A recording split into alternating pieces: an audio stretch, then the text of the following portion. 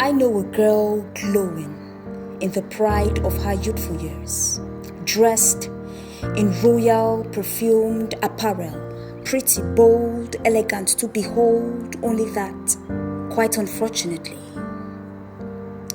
her beauty has gradually been replaced with the fading ashes of iniquity, as her white robe hasn't just been left shredded by the teeth of friendly ravenous wolves whom she has gotten unequally yoked with,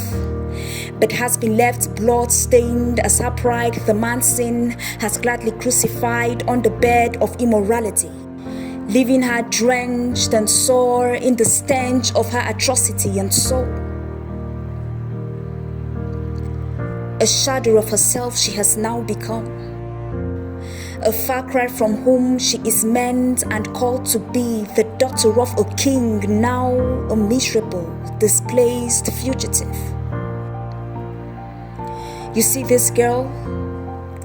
is none other than majority of the Christian youths of today, possessing the form of godliness yet denying the power thereof. With our lips we boldly proclaim, I am of Christ,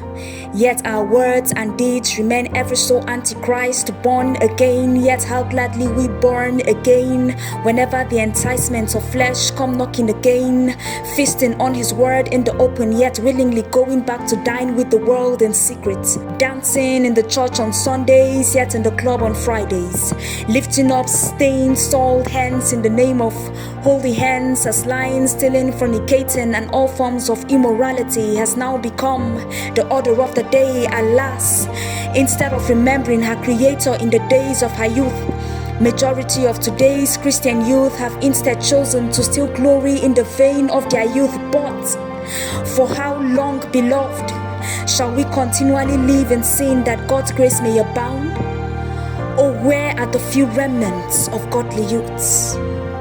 Youths of not just a church-like similitude, but of a Christ-like attitude. Youths that have vowed to remain chaste and Christ-yoked instead of becoming defiled and unequally yoked with all unholy passions of this world. Youths that have pledged to allow their garments remain soaked in the blood of the Lamb rather than becoming soiled by the spoils of all unfruitful works of darkness. Youths that are proud to be known and stand as a chosen generation, even amidst such a perverse generation, a royal priesthood regardless of being a youth in the hood, a holy nation even in such an unholy nation, called to not just stand but shine forth as light in a world full of so gross a darkness, vessels of honor, living sacrifices unto Yeshua. Oh, where are the few remnants of godly youths the Master is calling out today?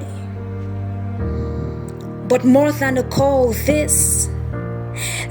is a plea for realignment,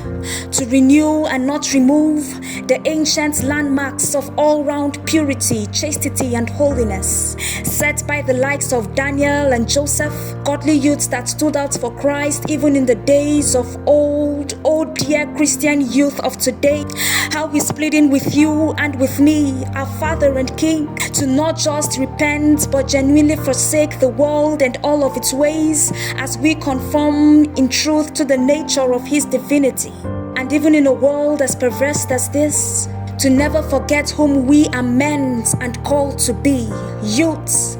with a Christ-like identity, his royalty, his masterpiece. 'Cause you are,